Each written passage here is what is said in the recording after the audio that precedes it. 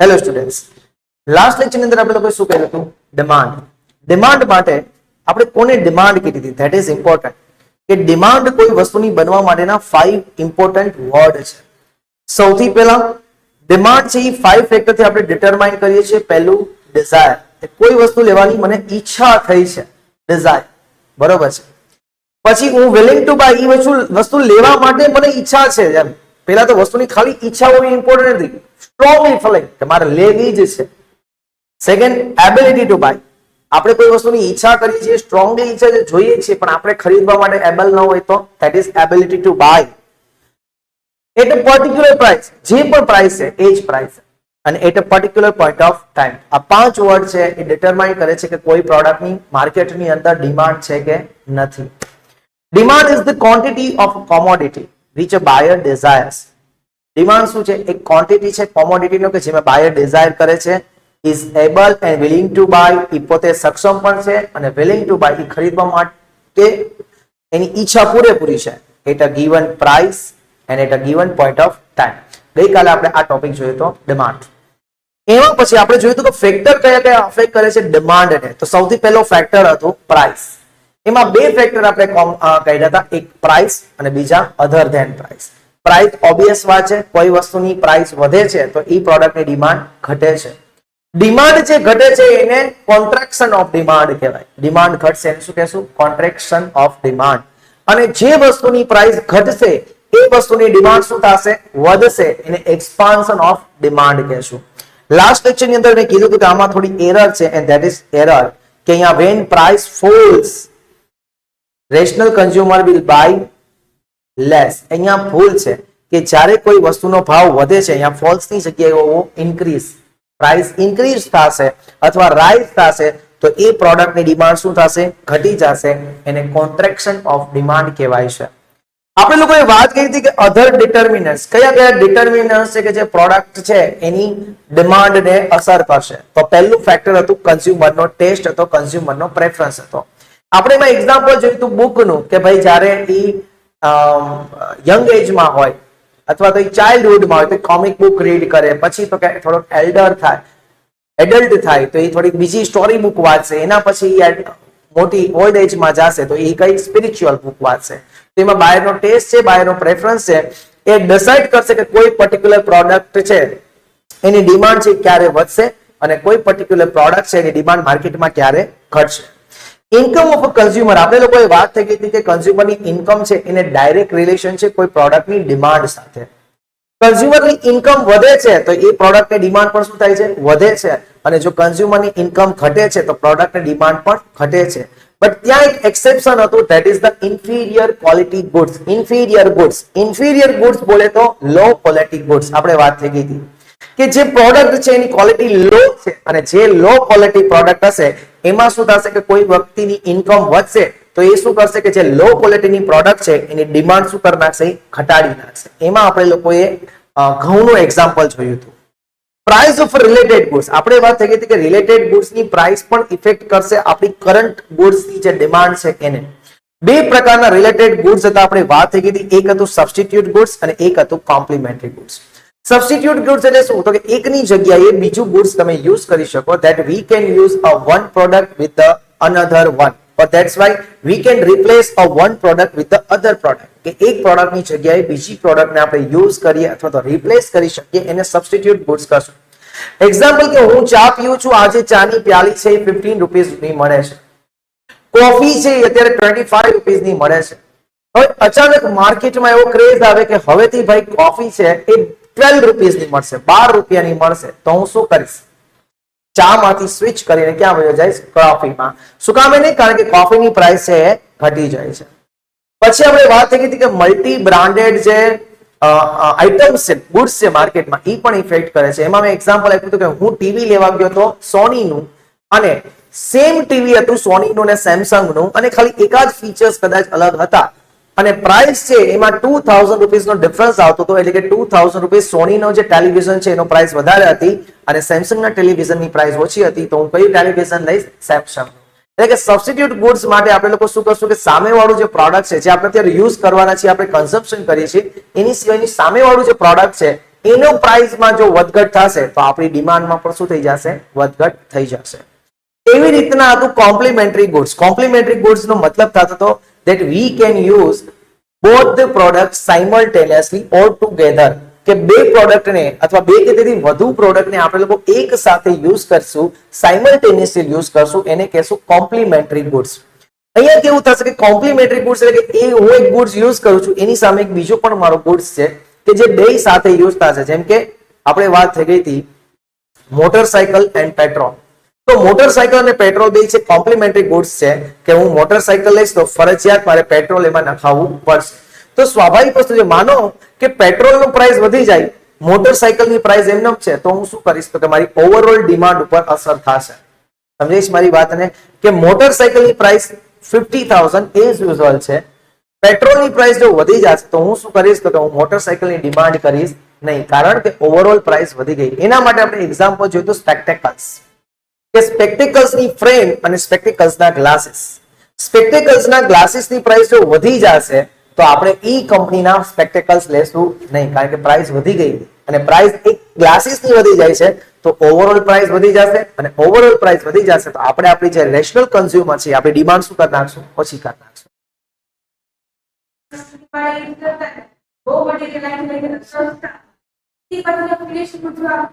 Convert કરી અને આપણને સેલ કરી દેતા એ લોકો. એના પછી છે એક્સપેક્ટેશન અબાઉટ ફ્યુચર પ્રાઇસીસ. આની પણ આપણે વાત થઈ ગઈ હતી કે જો ફ્યુચરમાં પ્રાઇસ વધવાનો હશે તો અત્યારે આપણે શું કરશું?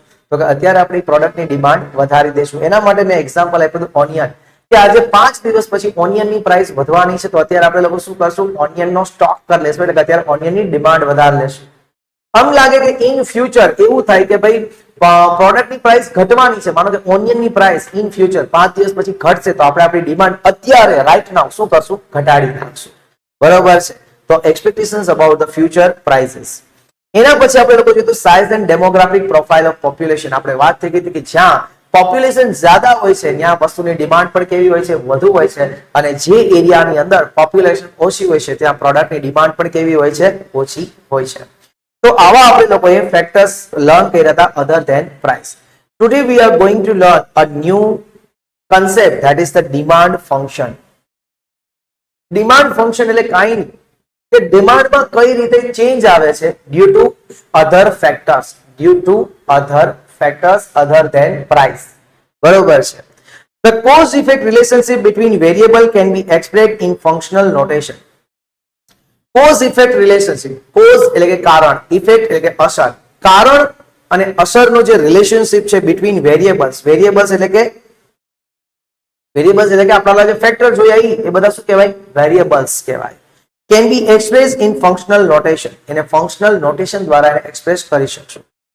Demand function specify of functional mathematical relationship. જો આ સમજો પૂછાશે કે demand function specify a functional relationship between demand for a good, પ્રોડક્ટની ડિમાન્ડ કઈ છે એ, and the determinants of this demand, અને એના જે ડિટર્મિનન્ટ્સ છે ડિમાન્ડના એના વચ્ચેનો રિલેશન બતાવશે.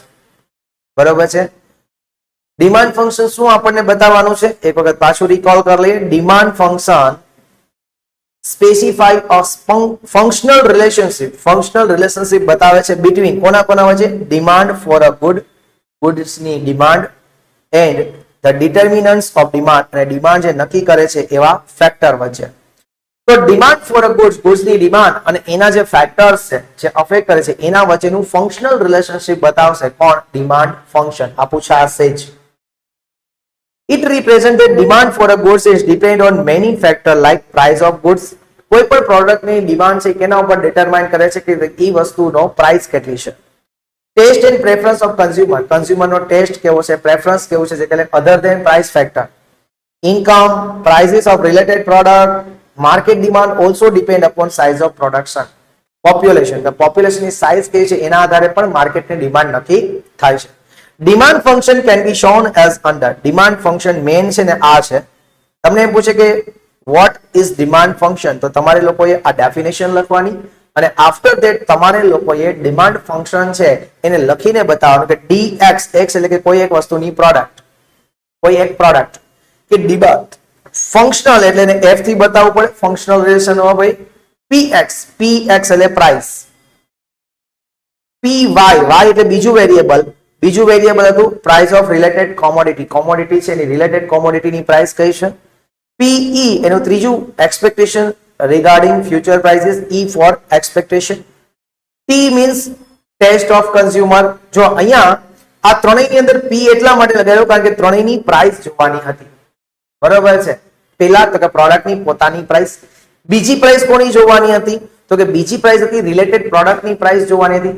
ત્રીજી પ્રાઇસ કોની જોવાની હતી કે ફ્યુચરમાં ઈ પ્રાઇસ પ્રોડક્ટની વધવાની છે કે નથી વધવાની એ પ્રાઇસ જોવાની હતી. અને બાકીના જે ત્રણ ફેક્ટર છે એ પ્રાઇસને રિલેટેડ નથી, એ કેને રિલેટેડ છે તો કે ટેસ્ટ રિલેટેડ છે, એટલે એમાં પ્રાઇસ ક્યાંય આવતો નથી. So that's why taste and preference of consumer. I છે વાય છે એ કન્ઝ્યુમરની ઇન્કમ રિગાર્ડિંગ એને વાત કરીને, યુ એટલે કે અધર ફેક્ટર્સ ની વાત કરી. તો ત્રણ છે ટી વાય યુ, ઈ અધર છે એટલે કે એમાં પ્રાઇસ રિલેટેડ નથી એટલે એને છોડી દીધું છે. બાકી particular product P X P Y અને પીઈ ફ્યુચર એક્સપેક્ટેશન પ્રાઇસ એની અંદર એને પ્રાઇસ લગાવ્યું છે. ડીએક્સ એટલે demand for a particular product એટલે કે DX is equals to F બોલે તો ફંક્શન, ડી પીએક્સ બોલે તો price of a commodity, PY બોલે તો price of related commodity, PE બોલે તો expectations regarding future prices, T બોલે તો taste and preference of consumer, Y બોલે તો કન્ઝ્યુમર્સ ઇન્કમ એન્ડ યુ બોલે તો અધર ફેક્ટર્સ. બરોબર છે. તો this is cold demand function. શું ડિમાન્ડ ફંક્શન હતું? Demand function specify a functional relationship between the demand of a goods and the determinants of demand. આ યાદ રાખવાનું છે, એક અને એક આ બે વસ્તુ. Economics studies the relationship between the price and demand for various purposes. Economics છે એ સ્ટડી કરે છે પ્રાઇસ અને ડિમાન્ડમાં ને વેરિયસ પર્પસીસ માટે, ઘણા બધા પર્પસ છે. In the law of demand, the relationship between price and demand for a goods is studied by assuming all other demand determinants as given.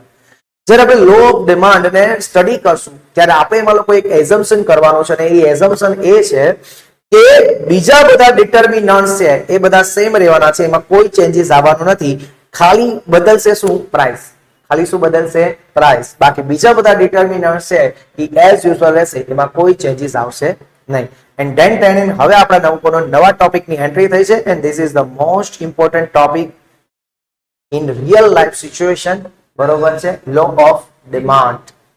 Law of demand શું કે છે? લો બોલે તો કાયદો, અને કાયદો છે લો છે એ એવરીવર યુનિવર્સલ એટલે કે એવરીવેર તમે જ્યાં પણ જાઓ આ લો છે એ સેમ જ રહેશે. એક્સેપ્શનલ સિચ્યુએશન્સ હશે અથવા તો અધર ડિટર્મિનન્ટ્સ જ્યાં ઇફેક્ટ કરતા હશે, ફેક્ટર્સ અફેક્ટ કરતા હશે ત્યાં કદાચ અલગ હોઈ શકે. અધરવાઇઝ લો ઓફ ડિમાન્ડ કેવું છે? યુનિવર્સલ છે. બધી જગ્યાએ ઇન્ડિયામાં પણ આ જ લાગુ પડશે, ઓસ્ટ્રેલિયામાં પણ આ જ લાગુ પડશે, અમેરિકામાં પણ આ જ લાગુ પડશે અને ઇંગ્લેન્ડમાં પણ આ જ લાગુ છે. એટલે કે યુનિવર્સલ ડિમાન્ડ લો છે. The principle explaining the relationship between the price and demand for a good, keeping the effect of all other determinants as constant. Constant એટલે કે એમાં કોઈ ચેન્જ આવવાનો નથી. જે અધર ફેક્ટર્સ છે, અધર ડિટર્મિનન્ટ છે, જેમ કે ઇન્કમ છે ઓફ કન્ઝ્યુમર, રિલેટેડ પ્રોડક્ટની પ્રાઇસ છે, કન્ઝ્યુમરનો ટેસ્ટ છે, પ્રેફરન્સ છે, એમાં કોઈ ચેન્જીસ નથી આવવાનો. અહીંયા ખાલી શું કરવાના છે? Call the law of demand, કે આની અંદર એ રિલેશનશિપ બતાવે છે કોની? તો કે પ્રાઇસ અને demand of a goods. Price અને ડિમાન્ડ ઓફ અ ગુડ્સ બે વચ્ચેની શું બતાવશે આ લોકો? રિલેશનશિપ બતાવશે. Keeping the effect of all other determinants as constant. Keeping the effect of, એ લોકો કીપ કરે છે બીજા જે ઇફેક્ટ છે અધર ડિટર્મિનન્ટ્સની, એ કોન્સ્ટન્ટ છે, એમાં કોઈ ચેન્જ આવતો નથી. Is called law of demand. એને આપણે લોકો શું કહીશું ફ્રેન્ડ્સ? લો ઓફ ડિમાન્ડ કહેશું. આને અંડરલાઈન કરી લેજો. એક્ઝામમાં પૂછે છે what is the law of demand, તો લો ઓફ ડિમાન્ડ ની અંદર સિમ્પલ ડેફિનેશન થશે શું? It shows the relationship between the price and demand of a goods keeping all other factors or all other determinants are constant. Okay friends, that's great. In this law, price is the cause variable. Price કારણ છે, price main વસ્તુ છે કોઈ પ્રોડક્ટની demand માટે. Price ના આધારે decide થશે કે કોઈ વસ્તુ કે કોઈ પ્રોડક્ટ છે એની ડિમાન્ડ વધશે કે ઘટશે. એટલે અહીંયા પ્રાઇસ એ કેવું વેરિયેબલ છે ફ્રેન્ડ્સ? કોઝ વેરિયેબલ છે, કારણ વાળું વેરિયેબલ છે.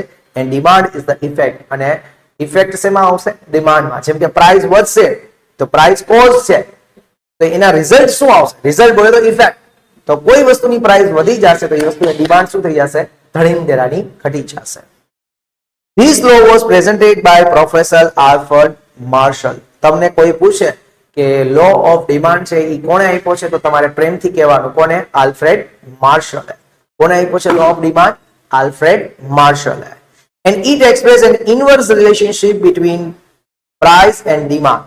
આની અંદર જે રિલેશનશિપ છે એ કેવી છે? ઇનવર્સ છે, ઊંધી છે. ઊંધી બોલે તો કોઈ પ્રોડક્ટ છે એનો પ્રાઇસ વધી જશે તો એની ડિમાન્ડ શું છે? ઘટી જશે. અને કોઈ પ્રોડક્ટ છે કે જેની પ્રાઇસ ઘટી જશે તો એની ડિમાન્ડ શું થશે? વધી જશે. This is the inverse relationship between the price and demand. When other factor influencing demand remain unchanged, કે જ્યારે બીજા બધા ફેક્ટર્સ છે એ કેવા છે? અનચેન્જ રહેશે. હમણાં જ વાત થઈ ગઈ હતી ને કે અધર ડિટર્મિનન્ટ્સ એ કેવા રહેશે? કોન્સ્ટન્ટ. કોન્સ્ટન્ટ એટલે કે unchanged. If price of goods falls, માનો કે કોઈ એક વસ્તુનો ભાવ ઘટે છે, it demand expand, any demand વધી જશે. એટલે કે કોઈ વસ્તુનો પ્રાઇસ ઘટી જશે તો એની ડિમાન્ડ શું થશે? વધી જશે. And if price of goods rises, માનો કે goods નો ભાવ છે એ વધી જશે તો its demand contracts, તો એની ડિમાન્ડ ઘટી જશે. સમજાઈ ગયું માય ડિયર ફ્રેન્ડ્સ? તો અહીંયા તમને એમ પૂછે કે explain the law of demand. તો લો ઓફ ડિમાન્ડ તમારે એક્સપ્લેન કરવા માટે સૌથી પહેલા લખાય કે this law of demand is presented by Professor Alfred Marshall, and as per the Alfred Marshall, if the price of a particular commodity is rise, its demand is fall, and if the price of a particular commodity is fall, its demand rise, keeping in mind all the other factor is unchanged. બરોબર છે? તમારા on words માં પણ તમે લોકો આ લખી શકો, બટ મહત્વનું વાત છે price increase, demand decrease, price decrease, demand increase, and all other factor remains unchanged. આ બધું constant or unchanged, આવું બધું આવવું જોઈએ friends. Clear? This is called law of demand. Assumption of law of demand. law of demand ના assumption શું છે? આપણે લોકો કઈ ધારણા કરીએ છીએ? The inverse relationship between price and demand of a goods as expressed by the law of demand is based upon certain assumption. આપણે લોકો કહીએ છીએ કે આ જે પ્રાઇસ અને ડિમાન્ડ વચ્ચે જે રિલેશનશિપ છે એ કેવો છે? ઇનવર્સ રિલેશનશિપ છે. એટલે કે એક વધે છે તો બીજું ઘટે છે અને એક ઘટે છે તો બીજું વધે છે. અહીંયા કોઝ છે એ પ્રાઇસ છે, કોઝ છે એ પ્રાઇસ છે અને ઇફેક્ટ છે એ કોણ છે? ડિમાન્ડ છે. એટલે કે પ્રાઇસ વધે છે તો પ્રોડક્ટની ડિમાન્ડ ઘટે છે અને પ્રાઇસ ઘટે છે તો પ્રોડક્ટની ડિમાન્ડ વધે છે. This is a inverse relationship between the price and the demand. સૌથી પહેલું આપણે લોકોએ વાત થઈ ગઈ હતી કે બીજા બધા જ ફેક્ટર છે કેવા હોવા જોઈએ? અનચેન્જડ હોવા જોઈએ. તો જો છે taste and preference of the consumer remain unchange, income of consumer remain unchange, price of substitute and complementary goods remain unchange, consumer do not make anticipation regarding future prices. એટલે કે ફ્યુચર પ્રાઇસીસ માટે કોઈ પણ જાતનો anticipation કરવાનો નથી, એટલે કે અંદાજો કાઢવાનો નથી, ઈ પણ unchanged. And size of the population remain unchanged. તો આ ટોપિક તમને બહુ મજા આવી કે એઝમ્પશન શું છે લો ઓફ ડિમાન્ડ નો, ખાએ ઘા ખબર પડી ગઈ. જો તમને લોકોને ડિટર્મિનન્ટ્સ માં આપણા ફર્સ્ટ વિડિયો ના આવડતા હશે તો આ તમને ઈઝીલી ખબર પડી ગઈ ને? ઓકે, હવે વાત થઈ ગઈ એક્સેપ્શન કે જે લો ઓફ ડિમાન્ડ છે આપણે કહીએ છીએ કે ભાઈ પ્રાઇસ વધે છે તો એની ડિમાન્ડ ઘટે છે, પ્રાઇસ ઘટે છે તો એની ડિમાન્ડ વધે છે. તો એના કોઈ એક્સેપ્શન પણ હશે ને? એક્સેપ્શન તમને બધાને ખબર જ છે, બટ તમે લોકોએ કોઈ દી એને કન્સિડર નથી કર્યું, તમે લોકોએ એને જજ નથી કર્યું, તમે લોકો એને એનાલિસિસ નથી કર્યું કે કઈ પ્રોડક્ટ છે. Now you will analysis at here. જો તમારે કોમર્સના પ્રોપર સ્ટુડન્ટ્સ બનવું હોય તો you have to have a analytical skill. Analytical skill એટલે કે કોઈ એક વસ્તુને એક જ પોઈન્ટથી ન જોવો, એક જ સાઈડથી ન જોવો, બધી સાઈડથી જુઓ. બરાબર છે? This is the analysis. આપણે લોકો ટ્યુશન્સ રખાવા જઈએ તો આપણે લોકો શું જોઈએ? એક જ વસ્તુ જોઈએ કે એ ટ્યુશન ક્લાસીસના રિઝલ્ટ કેટલા આગળ છે. બરાબર છે? કેટલા સ્ટુડન્ટ છે એ ટોપ 10 માં કે ટોપ 3 માં આવ્યા છે. આપણે લોકો એક જ સાઈડ જોઈએ છે, પણ એની બીજી બેકવર્ડ સાઈડ જોવા જઈએ કે કેટલા સ્ટુડન્ટ એ ક્લાસમાં હતા, એમાંથી કેટલા સ્ટુડન્ટ એ ફેલ થયા છે, કેટલા સ્ટુડન્ટ છે એ કેટલા પર્સન્ટેજ સ્ટુડન્ટ ફેલ થયા છે, કેટલા સ્ટુડન્ટ કયા સબ્જેક્ટ્સમાં ફેલ થયા છે. જો એ બધું જોવા જાય તો આપણને એનાલિટિકલ આઈડિયા આવે. અને અત્યારે મહત્વની જે વસ્તુ છે એ છે કે most of the commerce students પાસે એનાલિટિકલ સ્કિલ છે જ. અને જેની પાસે એનાલિટિકલ સ્કિલ નથી એની લોકોને છે ને સર્વાઈવ કરવું બહુ અઘરું પડે છે. બરોબર છે? Exception of law of demand. Law of demand ના અપવાદો. એક્સેપ્શન બોલે તો અપવાદ. We can explain law of demand with the help of the schedule diagram and reasoning provided below. Demand schedule. The schedule showing willingness of a consumer to buy different quantities of good at various price is called demand schedule. Demand schedule શું કહે છે? The schedule showing willingness of a consumer ની willingness કહે છે to buy different quantities, અલગ અલગ quantities એ buy. જો અહીંયા quantities એટલે કે કોઈ એક જ પ્રોડક્ટ ની અલગ અલગ quantity એ buy કરવા માટે ઈચ્છે છે. A good quantities a good at various prices, અલગ અલગ ભાવે એ કઈ પ્રોડક્ટ કેટલી ક્વોન્ટિટીમાં બાય કરવા માંગે છે એને આપણે લોકો કહેશું ડિમાન્ડ સ્કેડ્યુલ. સમજાય છે? હવે માનો કે હું તમને એમ કહું, તમે એક એક્ઝામ્પલ પહેલા આપણે ચાર્ટ નહીં જોઈએ, પહેલા what we will see the example કે price of a milk નો ભાવ. માનો કે 50 રૂપિયા હશે તો કોઈ લોકો છે એ 1 લીટર મિલ્ક વાપરશે. માનો કે પ્રાઇસ ઘટી જશે, પ્રાઇસ ઘટીને કેટલી થઈ ગઈ 40, તો એ વસ્તુની ડિમાન્ડ છે એ કેવી થશે? વધી જશે, 2 થઈ જશે. આપણે વાત થઈ ગઈ હતી ઇનવર્સ રિલેશનશિપ. માનો કે એનો ભાવ ઘટીને 30 થઈ ગયો તો ડિમાન્ડ કેટલી વધી ગઈ? 3. માનો કે મિલ્કનો પર લીટર ભાવ 20 રૂપિયા થઈ ગયો તો ડિમાન્ડ કેટલી થઈ ગઈ? 4 લીટર. માનો કે એનો પ્રાઇસ છે 10 રૂપિયા પ્રતિ લીટર થઈ ગયો તો અહીંયા એની ડિમાન્ડ કેટલી થઈ ગઈ? 5 થઈ ગઈ. જો તમે લોકો આનો ચાર્ટ બનાવવા જાઓ એટલે અહીંયા નીચે લખો demand of milk in litre અને અહીંયા લખો એની પ્રાઇસ, તો તમારો જે ચાર્ટ છે એ આ રીતના ડાઉનવર્ડ સ્લોપ થશે. ડાઉનવર્ડ સ્લોપ થશે લેફ્ટ ટુ રાઈટ. જોવો ડાઉનવર્ડ સ્લોપિંગ છે એન્ડ લેફ્ટ ટુ રાઈટ છે. જો તમે લોકો એના પોઈન્ટ્સ ને મેળવશો, આવી રીતના એના પોઈન્ટ્સ અહીંયા કરી દેશો બુલેટ અને પછી એમાં લાઈન ડ્રો કરશો તો એ ડાઉનવર્ડ સ્લોપ થશે લેફ્ટ ટુ રાઈટ. ક્લિયર? નીચે આપણે શું લખશું? ઓલવેઝ ડિમાન્ડ લખશું એન્ડ ઉપર આપણે શું લખશું? ઓલવેઝ પ્રાઇસ લખશું. ક્લિયર છે બધાને friends? I sure? That's great. The above diagram, હવે એનું એક્સપ્લેનેશન આપે છે અને એક્સપ્લેનેશન શું છે જોયો. The above diagram shows price of a milk Y axis and demand for milk on X axis. એટલે એક્સ એક્સિસ ઉપર આપણે ડિમાન્ડ લખી અને વાય એક્સિસ ઉપર આપણે શું લખ્યું ફ્રેન્ડ્સ? પ્રાઇસ લખી. Plotting the demand given in the schedule at various prices, we obtain the various point A, B, C, D, E, which show the various price demand combinations. આપણને અહીંયા price demand combination મળશે જો આપણે એને plotting કરશું તો points ને. By joining this point, we get the demand curve DD. અને demand જે curve હતો એનું નામ શું આપ્યું? DD. એ curve નું નામ આપ્યું DD. DD which slopes downward from left to right. આ સ્લોપ છે ડાઉનવર્ડ થાય છે લેફ્ટ થી લઈને રાઈટ સુધી. એ જોઈ લીધું. The inverse relationship between the price and demand, any relationship કેવી છે? ઇનવર્સ છે. At point A, price of milk is 50 and demand 1 liter. At point B, price falls to 40 and demand expands to 2 liter. And accordingly at point E, when price falls 10 rupees, the demand expands to 5 liters.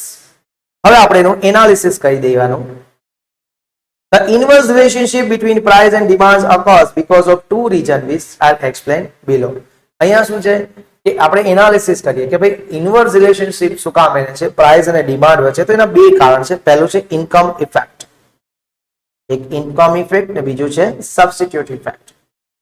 તો when the monetary income of the consumer remain constant, માનો કે કોઈ વ્યક્તિ છે એની આવકમાં પહેલા તો change થવો જોઈએ નહીં. આપણે એક વાત થઈ ગઈ હતી અધર ફેક્ટર્સ કેવા હોવા જોઈએ? અનચેન્જ. એની પહેલા 10,000 ઇન્કમ હતી તો અત્યારે પણ કેવી છે? 10,000 છે. એટલે કે થ્રુ આઉટ ધ આપણો જે સ્કેડ્યુલ છે એમાં ઇન્કમ એની કેવી રહેશે ફ્રેન્ડ્સ? અનચેન્જ રહેશે. But price of the goods falls, then his or her real income rises. માનો કે કોઈ વ્યક્તિનો ભાવ, કોઈ પ્રોડક્ટનો ભાવ ઘટે છે.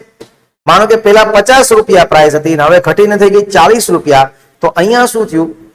એની ઇન્કમ તો કોન્સ્ટન્ટ રહેવાની, પણ આપણે એમ કહીએ કે રિયલ ઇન્કમ એટલે કે એની બચત.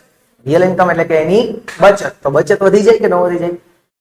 50 રૂપિયાનું લીટર હતું, હવે 40 રૂપિયાનું લીટર મળે છે એટલે કે એક્સપેન્સ ઘટી ગયો. એક્સપેન્સ ઘટી ગયો તો એનો મતલબ કે 10 રૂપિયાની બચત વધી ગઈ. 10 રૂપિયાની બચત સેવિંગ્સ વધી જાય એને આપણે લોકો કહેશું રિયલ ઇન્કમ. બરાબર છે? તો એની રિયલ ઇન્કમ શું થઈ જશે? વધી જશે. Real income is the purchasing power of money income. એનો પરચેસિંગ પાવર છે એ વધી જશે. એટલે કે 10 રૂપિયા જે બચી ગયા છે એ 10 રૂપિયાનું બીજી કઈ વસ્તુ લઈ શકશે. એ 10 રૂપિયાની બીજી કઈ વસ્તુ લઈ શકે તો એનો મતલબ એમ કે એનો પરચેસિંગ પાવર છે કેવો થઈ જશે? વધી જશે. એટલે કે બીજી પ્રોડક્ટ 10 રૂપિયાની ખરીદી શકે એને કહેવાય પરચેસિંગ પાવર. સમજાણું બધાને friends? When real income rises, જો માનો કે રિયલ ઇન્કમ વધી જાય, a consumer can buy more of goods and therefore its demand may rise. બરોબર છે? એક રિયલ ઇન્કમ શું છે એ પણ યાદ રાખજો ફ્રેન્ડ્સ, પૂછાતું હોય છે એક્ઝામમાં ઘણી બધી વખત કે vote is the meaning of real income. Real income is the purchasing power of money income. For example, I will show if the amount of money at the disposable of income 50 and the price of milk is 50 per liter, then the consumer can buy only 1 liter of milk. 1 લીટરનો ભાવ 50 રૂપિયા છે અને ઓની income છે એ constant છે તો એ 1 જ litre milk ના લેશે.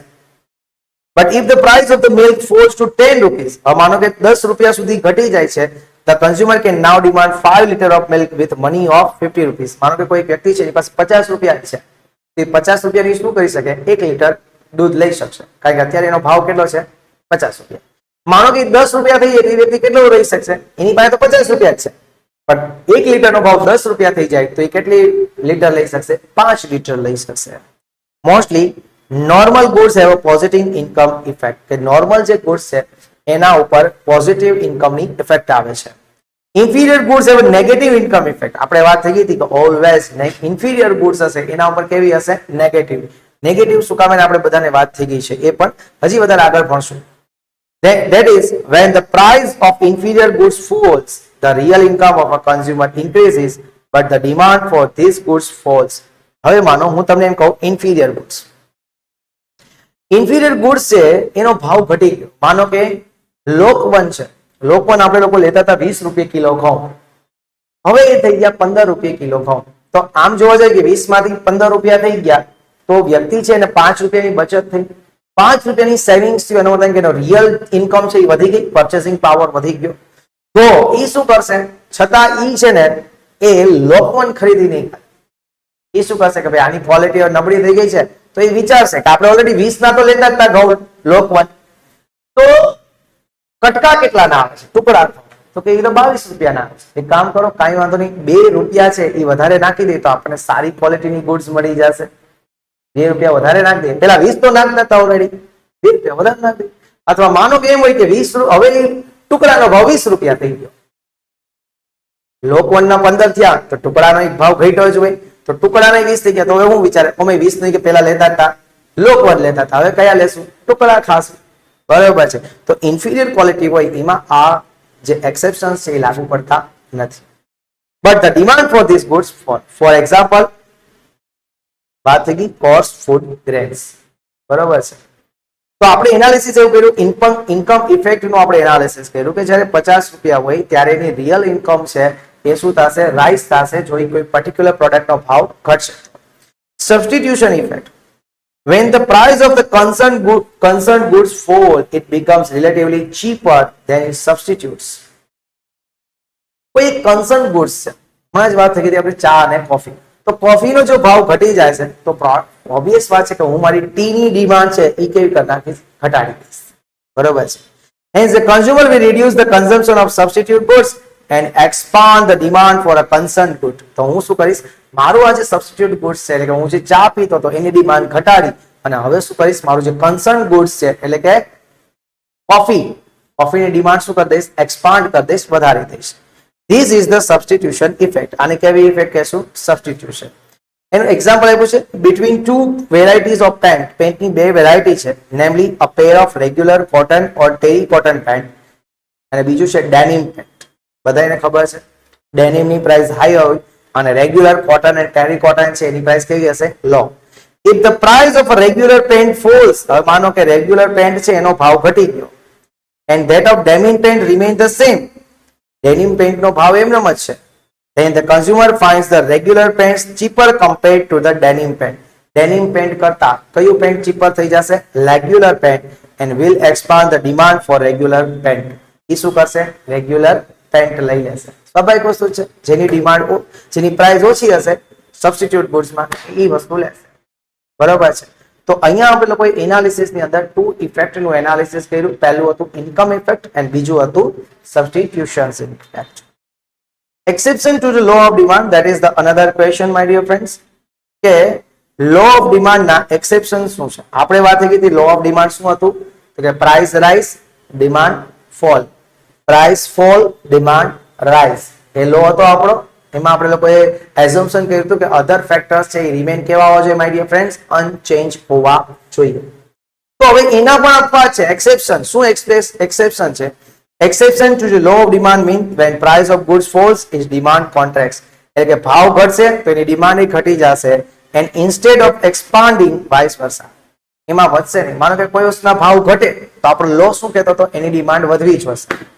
પણ હવે ઊંધું થશે કે પ્રાઇસ ઘટશે તો એની ડિમાન્ડ પણ ઘટશે, પ્રાઇસ વધશે તો એની ડિમાન્ડ પણ વધશે. બરાબર.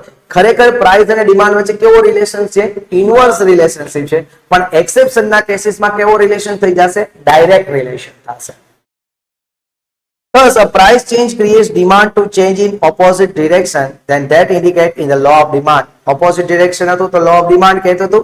Some exceptions to the law of demand are stated below. થોડાક એક્સેપ્શન્સ છે અને એક્સેપ્શન્સ ને જોઈએ. સૌથી પહેલા આપણે વાત થઈ ગઈ કે અત્યારે ગોલ્ડનો પ્રાઇસ ખૂબ રાઇઝ થાય છે, ડે બાય ડે રાઇઝ થાય છે. તો જે ઇન્વેસ્ટર લોકો છે એ શું કરશે? એ ગુડ્સની બાય કરી લેશે. સમજાણો? પહેલું આવ્યું પ્રીસિયસ ગુડ્સ. બીજી વસ્તુ દેખાડાની છે. જેમ કે આ વોચ છે એ 1000 રૂપિયાની આવતી હતી તો કોઈ નોટિસ નહોતું કરતું. હવે માર્કેટની અંદર આ ફાસ્ટ ટ્રેકની વોચની કિંમત થઈ ગઈ છે 15000 રૂપિયા. તો હું શું કરીશ? બધા લોકો 15000 વાળી વોચ લેવા દોડશે. શું કામ? કારણ કે જેને દેખાડો કરવો છે, શો ઓફ કરવો છે, એ શું કરશે? એ 15000 ની વોચ લેશે, પછી એના સ્ટેટસમાં અને સ્ટોરીમાં લાગશે એડેડ મોર કરીને, અને પછી બધા એને કોંગ્રેચ્યુલેશન્સ કરશે, અને બધા પછી જયારે મળવા જશે ત્યારે એનો આમ હાથ આમ બધી વાતોમાં આમ કરતો થાય. પછી બધા એમ કે ઓહો આ તો જો 15000 ની ફાસ્ટ ટ્રેકની વોચ પહેરે છે. સમજાય છે મારી વાતને? ઓકે. તો પ્રેસ્ટિજિયસ ગુડ્સ હશે, એટલે કે લક્ઝરી ગુડ્સ, મોંઘી વસ્તુ હશે તો એની અંદર છે આ લો ઓફ ડિમાન્ડ કામ કરતો નથી. Certain goods which are priced very high and are generally consumed by very rich people like expensive jewelry, expensive car, expensive mobile phone, etc. are exception to the law of demand. Certain goods, થોડાક goods એવા છે કે which are priced very high, કે એનો ભાવ છે ને ખૂબ વધારે છે, and are generally consumed by very rich people. અને generally કેવા લોકો એને કન્ઝ્યુમ કરે છે? વેરી રિચ પીપલ કન્ઝ્યુમ કરે છે. જેમ કે એક્સપેન્સિવ જ્વેલરી હોય, એક્સપેન્સિવ કાર હોય, expensive mobile phone etcetera are exceptions to the law of demand. એ લો ઓફ ડિમાન્ડ નું શું છે? અપવાદ છે. Such goods are used by rich as status symbol and hence. ઘણા બધા જે રીચ લોકો છે એ યુઝ એટલા માટે કરે છે કારણ કે એનો સ્ટેટસનો સિમ્બોલ છે. And hence even when there is a rise in their price, અને જો એમાં પ્રાઇસમાં રાઇઝ થશે તો પણ their demand expands instead of contracting. Demand ઘટવાને બદલે એની ડિમાન્ડ શું થઈ જશે? વધી જશે. and if their price falls, the rich may contract their demand. અને જો એનો ભાવ ઘટાડી નાખશો તો રીચ લોકો છે એ પ્રોડક્ટની ડિમાન્ડ પણ કેવી કરશે? ઘટાડી નાખશે. that a fall in price means that the good is losing its precious. ભાવ ઘટી જશે એનો મતલબ એમ કે એની જે પ્રેસ્ટીજ છે, એની જે પ્રિશિયસનેસ છે એ શું થઈ જશે? લૂઝ થઈ જશે. એટલે પહેલો એક્સેપ્શન આપણે લોકોએ જોયો પ્રેસ્ટિજિયસ ગુડ્સ. એના પછી છે એક્સ્ટ્રીમલી લો પ્રાઇસ ગુડ્સ. લો પ્રાઇસ ગુડ્સ હું વાત કરું, મીઠું ભાવ ઘટાડી નાખશું તો લઈ લેવો જાજો. સોલ્ટ ની પ્રાઇસ છે અત્યારે, માનો કે સારામાં સારું મીઠું લઈ આવતો 20 રૂપિયા, ટાટા નમક, દેશ કા નમક, તો એનો ભાવ કેટલા રૂપિયા છે? 20 રૂપિયા છે. હવે માનો કે એનો અત્યારે આપણે 20 રૂપીસ ટાટા સોલ્ટ ની કિંમત છે, અત્યારે આપણે ઘરમાં છે 5 કિલો કન્ઝ્યુમ કરીએ છીએ. હવે એનો પ્રાઇસ ઘટીને 15 રૂપિયા થઈ જાય તો તમે કેટલું લેશો મીઠું? કેટલું સોલ્ટ લે? વધારે કોઈ મીઠામાં કોઈ કઈ ચેન્જ કરે? ઈ તો જેટલું જોતું હોય એટલું કે એમાં થોડી ના કોઈ લો ઓફ ડિમાન્ડ લાગુ પડે. સમજે એક વાત ને? પછી હજી એનાથી વધારે જાય તો સ્ટેપલર પિન ને પીન્સ ને એવું હોય તો ટાચણી હોય ને એની પ્રાઇસ માનો કે અત્યારે 10 રૂપિયાની ડબ્બી આવે છે, હવે એ 5 રૂપિયાની આવે તો જતી છે એટલી જ લેશું, એમાં આપણે કોઈ ચેન્જ કરશું નહીં. ઓકે. તો એક્સ્ટ્રીમલી લો પ્રાઇસ ગુડ્સ છે. Certain goods have extremely low price goods and hence the entire consumption expenditure on such goods forms a very small portion of the consumer income. For example, pins, stapler pins, etc. Even if their prices rises, a consumer demand for these goods may not contract, and if their price falls, the consumer may not expand demand as he or she need not more of such goods. વાત થઈ ગઈ? આપણે salt જાજુ જોતું જ નથી, તો પ્રાઇસમાં ગમે એટલું વધારો થાય કે ગમે એટલો ઘટાડો થાય, આપણે ડિમાન્ડને કોઈ ઇફેક્ટ કરવાનું નથી. Got it my dear friends?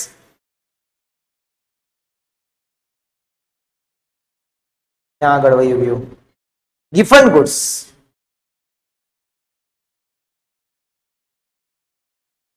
Giffen goods. પેલા તો ગિફન ગુડ્સ કોને કીધો એ કહી દઉં. એક હતા ઇકોનોમિસ્ટ સર ફ્રાન્સિસ ગિફન, એને આપેલું છે ગિફન ગુડ્સ. શું છે જોઈ લે, બહુ મજા આવશે કન્સેપ્ટ. અને આ પૂછાશે એક્ઝામમાં શ્યોર છે કે ગિફન ગુડ્સ એટલે શું. બરાબર છે. when price of a certain goods called inferior goods falls, વાત થઈ ગઈ કે inferior quality ની goods હોય એનો પ્રાઇસ જો ઘટી જશે and the real income of a consumer rises, તો કન્ઝ્યુમર ની રિયલ ઇન્કમ છે તો વધી જવાની છે. she or he may reduce the consumption of such goods. હમણાં જ વાત થઈ ગઈ કે આપણે ઇન્કમ જે એનાલિસિસ માં જોયું હતું એમાં, બરાબર છે, કે રિયલ ઇન્કમ એની વધી જશે તો કન્ઝ્યુમર શું કરશે, એ ઇન્ફિરિયર ક્વોલિટીની ગુડ્સ હવે બાય કરશે નહીં. And substitute this buy goods of superior quality, અને સબસ્ટિટ્યુટ કરશે આ ક્વોલિટીને કોની સાથે, સુપીરિયર ક્વોલિટી સાથે. એટલે કે સુપીરિયર ક્વોલિટી બાય કરશે અને આ ઇન્ફિરિયર ક્વોલિટીનો ભલે ભાવ ઘટી ગયો છે તો પણ એ બાય કરશે નહીં. These goods were named after Robert Giffen. Robert Giffen છે. તો ઈ ગુડ્સ નું નામ છે એ કોના નામથી આવ્યું છે, Robert Giffen. Who made such observations and explained this idea. એને આ ઓબ્ઝર્વેશન કર્યું આખું અને આ આઈડિયાને એક્સપ્લેન કર્યું. Such goods are necessary goods and purchased by the low income groups. આ ગુડ્સ કેવી છે, નેસેસરી ગુડ્સ છે, એટલે કે ગ્રેન્સ ને એમાં બધે આ લાગુ પડે છે. અને આ જનરલી કેના માટે લો લાગુ પડશે, લો ઇન્કમ જે ગ્રુપ છે એના માટે. For example, a person with low income purchase jowar or bajra. When the price of jowar or bajra falls very low, the real income of the consumer tend to increase and she or will reduce the consumption of such goods. એટલે કે જુવાર અને બાજરાનું consumption ઘટાડી નાખશે and will purchase more of wheat. હવે શું by કરશે, wheat by કરશે. એનો મતલબ એમ સમજાય તમને ફ્રેન્ડ કે જૂના જમાનાની અંદર બાજરો અને જુવાર છે એને લો ક્વોલિટી ગુડ્સ માનતા અને હાઈ ક્વોલિટી ગુડ્સ કોને માનતા, એ લોકો ઘઉંને માનતા. શું કામ એને, કારણ કે ઘઉં છે એ એકચ્યુઅલી આપણા દેશની પેદાશ છે જ નહીં. આપણા એન્શિયન્ટ ટાઈમ્સમાં ઘઉં આપણા ઇન્ડિયામાં નહોતા, એ ઇંગ્લેન્ડ થી આવેલા. એટલે કે જ્યારે અંગ્રેજોએ આપણી પર રાજ કર્યું ત્યારે ઘઉં દઈ ગયા છે. અને બહુ ઓછા લોકો જાણે છે કે ઘણી વખતે કોઈ લોકો બહુ શુગર ન ખાતા હોય, કોઈ શુગરનું કન્ઝમ્પશન ન કરતા હોય છતાં એને ડાયાબિટીસ થઈ જાય. શું કામ એને, કારણ કે જાજા ઘઉંનું કન્ઝમ્પશન કરે છે અને ઘઉંથી પણ ડાયાબિટીસ થાય. સમજાણું? Which is the superior goods? Another example is that of vegetables, વનસ્પતિ ઘી and pure ઘી. ઘણા લોકો વનસ્પતિ ઘીનો યુઝ કરતા હોય અને જો વનસ્પતિ ઘીનો ભાવ ઘટી જશે તો બધા શું કરશે, પ્યોર ઘી લેશે. This is called given goods. Special preference of people. People no preference special છે. જેમ કે certain time people get very accustomed and used to certain goods. As a result, if there is some price in the rise of such goods and individual demand may not decrease. For example, a particular brand of toothpaste, shoes, etc. માનો કે આપણે લોકો છે particular બ્રાન્ડની shoes લઈએ છીએ, toothpaste use કરીએ છીએ, ગમે એનો ભાવ વધશે આપણે લોકો એની ડિમાન્ડ ઘટાડશું નહીં friends. Special preference of people. તો અહીંયા આપણે લોકોએ લર્ન કર્યા 3 એક્સેપ્શન્સ, સોરી 4 એક્સેપ્શન્સ. પહેલું પ્રેસ્ટીજ ગુડ્સનું, પ્રેસ્ટિજિયસ ગુડ્સ. બીજું એક્સેપ્શન હતું એક્સ્ટ્રીમલી લો પ્રાઇસ ગુડ્સ. ત્રીજું હતું given goods અને ચોથું હતું સ્પેશિયલ પ્રેફરન્સ ઓફ પીપલ. અને આપણે લોકો શું કરે, એક એક ચાર્ટ્સ બનાવી નખાય એટલે આ લર્ન કરવું આપણને ઈઝી પડે. ઓકે, એના પછીનો નવો ટોપિક આવે છે expansion and contraction of demand. Demand ક્યારે વધશે અને ડિમાન્ડ ક્યારે ઘટશે. એક્સપાન્શન બોલે તો વધવું અને કોન્ટ્રેક્શન બોલે તો demand ઘટવું. When other determinants are assumed to remain constant. જ્યારે બીજા ડિટર્મિનન્ટ છે આપણે એવું એઝ્યુમ કરીએ છીએ કે કેવા રહે છે, કોન્સ્ટન્ટ રહે છે.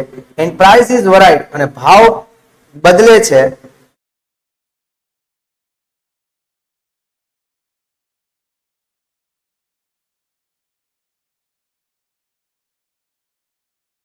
There is expansion and contraction of demand. ત્યારે શું થાય છે, એક્સપાન્શન અને કોન્ટ્રેક્શન ઓફ ડિમાન્ડ થશે. તમને એમ પૂછે કે એક્સપાન્શન અને કોન્ટ્રેક્શન ઓફ ડિમાન્ડની સિચ્યુએશન ક્યારે આવે છે, તો કે જ્યારે અધર ડિટર્મિનન્ટ છે એ are assume to be constant, એ કોન્સ્ટન્ટ રહે છે there is change in price, price જ બદલે છે, there is an expansion and contraction of demand, ત્યારે ડિમાન્ડ નું કોન્ટ્રેક્શન થશે અને ત્યારે ડિમાન્ડ નું શું થશે, એક્સપાન્શન થશે. સમજાણું?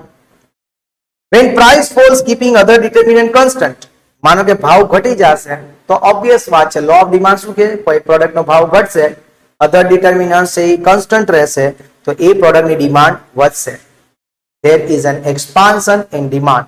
accordingly when price rises, price જો વધશે કોઈ goods ના, when other determinant do not change, બીજા કોઈ determinant change થવાના નથી, then there is a contraction of demand, ત્યારે ડિમાન્ડ માં શું થશે, કોન્ટ્રેક્શન આવશે, એટલે કે એની ડિમાન્ડ ઘટી જશે. ક્લિયર છે?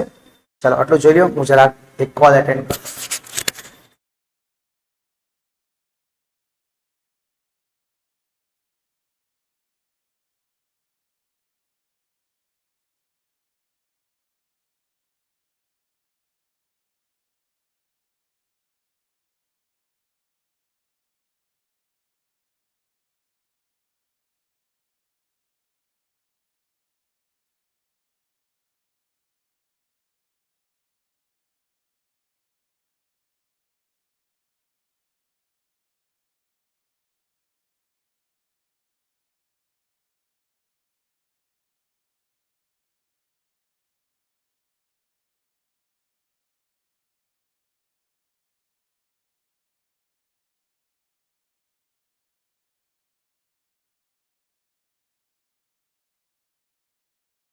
ચલો થઈ ગયું ફ્રેન્ડ્સ. હવે અહીંયા શું થાય છે એ આપણે જોઈ લઈએ. પ્રાઇસ ઓફ કોમોડિટી પેલા 5 રૂપિયા હતી તો એની ડિમાન્ડ કેટલી હતી, 1. પછી પ્રાઇસ 4 રૂપિયા, પ્રાઇસ ઘટી ગઈ તો ડિમાન્ડ વધી ગઈ, 2 યુનિટની થઈ ગઈ. પછી પ્રાઇસ ઘટીને 3 રૂપિયા થઈ તો એની ડિમાન્ડ કેટલી થઈ ગઈ, 3 રૂપિયા. પ્રાઇસ ઘટીને 2 રૂપિયા થઈ ગઈ તો ડિમાન્ડ વધી ગઈ કેટલા રૂપિયા, 4 યુનિટ. પ્રાઇસ ઘટીને 1 રૂપિયો થઈ ગઈ તો એની ડિમાન્ડ વધીને કેટલી થઈ ગઈ, 5. તો અહીંયા જુઓ ડિમાન્ડ આપણે સીધેથી ઉપરથી નીચે જઈએ તો ડિમાન્ડ વધે છે, ડિમાન્ડ વધે છે ને એક્સપાન્શન કહેવાય. પણ નીચેથી ઉપર જાવ તો પ્રાઇસ વધે છે તો ડિમાન્ડ શું થઈ જશે, ઘટે છે, એને કોન્ટ્રેક્શન કહેવાય.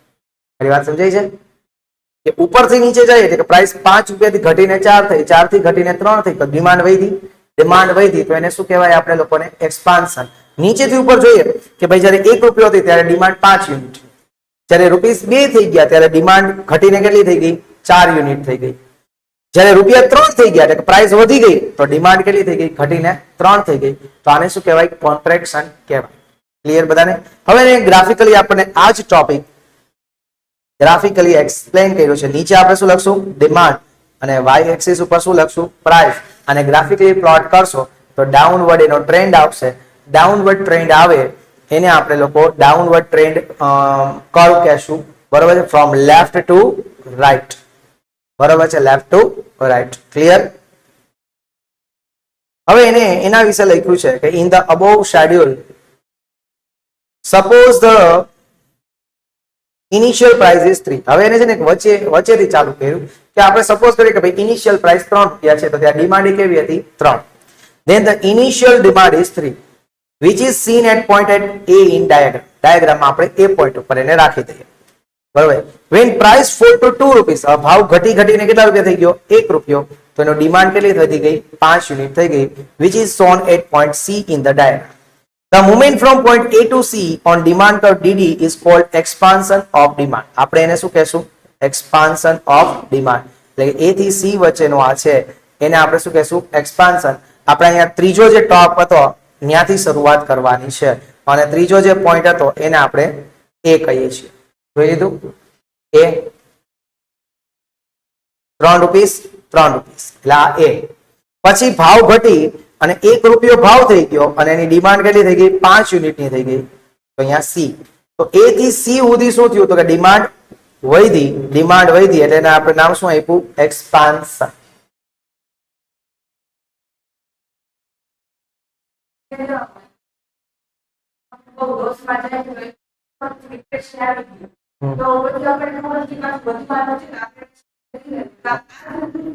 હા આ જ રૂલ ફોલો થશે, આ જ રૂલ.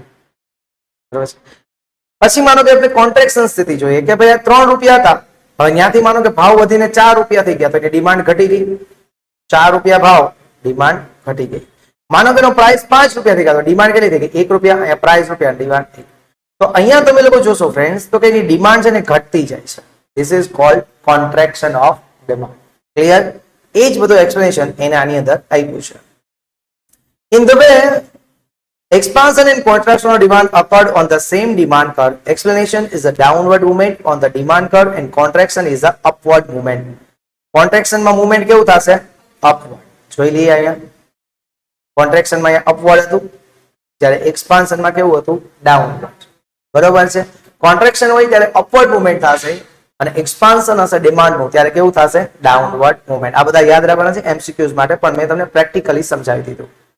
હવે આવે છે increase and decrease in demand. Demand ની અંદર ઇન્ક્રીઝ થવું અને ડિમાન્ડ ની અંદર ડિક્રીઝ થવું. એ પણ બહુ મજા આવ્યું છે, સમજો. When one factor or some factor other than price change in favor of the demand of a good. અહીંયા આપણે શું કરશું? કાં તો એક ફેક્ટર અથવા તો બીજા ફેક્ટર છે પ્રાઇસ સાથે, પ્રાઇસ સિવાયના, એ ચેન્જ થશે. એનો મતલબ એવો કરશું કે અહીંયા આપણે પ્રાઇસને ચેન્જ કરશું નહીં. There is no change in price. Then there is an increase in demand which is caused by rightward shift of the demand curve. એને કારણે demand curve છે એ rightward shift થશે. કઈ રીતે હમણાં આપણે જોશું. If these factors change against the demand, then at the same price demand decrease as the entire demand curve shift to the left. અહીંયા શું થશે? પ્રાઇસ તો અનચેન્જ છે પણ ડિમાન્ડમાં વધઘટ થશે. એટલે જે ડિમાન્ડ કર્વ છે એ રાઈટ ટુ લેફ્ટ હતું એની બદલે શું થશે? લેફ્ટ ટુ રાઈટ થઈ જશે. Hence, increase and decrease in demand is caused by determinants other than price. Increase and decrease કોના કારણે થશે? યાદ રાખવાનું છે, other than price. Price સિવાય. અને એમાં કોન્ટ્રાક્ટ ને એક્સપાન્શન કોના કારણે થતું હતું? પ્રાઇસ સાથે. એમાં અધર ફેક્ટર્સ અનચેન્જ રહેવાના હતા. અહીંયા શું થશે? અધર ફેક્ટર્સ ચેન્જ થશે, પ્રાઇસ ચેન્જ થશે નહીં. કઈ સિચ્યુએશનમાં? ઇન્ક્રીઝ એન્ડ ડિક્રીઝ ની અંદર. ક્લિયર? હવે જુઓ અહીંયા પ્રાઇસ ઓફ કોમોડિટી કેટલા રૂપિયા આપી છે? 3 કોન્સ્ટન્ટ. અહીંયા જો price of commodity y axis ઉપર છે, અહીંયા ડિમાન્ડ છે એ કેવી છે? x એક્સિસ ઉપર છે. જ્યારે 3 રૂપિયા પ્રાઇસ હતી ત્યારે એની ડિમાન્ડ કેટલી હતી? 1 યુનિટ. જ્યારે 3 રૂપિયા હતી ત્યારે એની ડિમાન્ડ હતી 1 યુનિટ. અહીંયા 3 રૂપિયા ત્યારે ડિમાન્ડ કેટલી? 2 યુનિટ. 3 રૂપિયા 2 યુનિટ. 3 રૂપિયા એ 3 યુનિટ. 3 રૂપિયા એ 4 યુનિટ અને 3 રૂપિયા એ 5 યુનિટ. તો પ્રાઇસ છે એ અનચેન્જ છે બટ ડિમાન્ડ છે એ વધઘટ થાય રાખે છે ડ્યુ ટુ અધર ફેક્ટર્સ. હવે જુઓ, જ્યારે ડિમાન્ડ વધી છે અહીંયા 3 માંથી 4 ને 4 માંથી 5, તો અહીં ઇન્ક્રીઝ ઇન ડિમાન્ડ કહેશું. આપણે તો 3 રૂપિયા એ છીએ, બરાબર. જ્યારે પ્રાઇસ ઘટે છે, સોરી પ્રાઇસ સેમ રહે છે પણ ડિમાન્ડ છે જો ઘટતી જાય છે 3 માંથી 2, 2 માંથી 1, તો આને શું કહેશું? ડિક્રીઝ કહેશું. બરાબર છે. તો ઇન્ક્રીઝ છે એ લેફ્ટ ટુ રાઈટ જ જાય છે. જોવા છે, ઇન્ક્રીઝ તો લેફ્ટ ટુ રાઈટ જ જાય છે પણ ડિક્રીઝ છે એ કેવા જાય છે? Right to left. ડિક્રીઝ જોવો રાઈટ ટુ લેફ્ટ જાય છે. ડિક્રીઝ છે એ રાઈટ ટુ લેફ્ટ જાય છે અને ઇન્ક્રીઝ છે એ લેફ્ટ ટુ રાઈટ જાય છે. થાય ને? આપણે તો અહીંયા ઉભું રહી જાવ. This is our neutral point. બરાબર છે.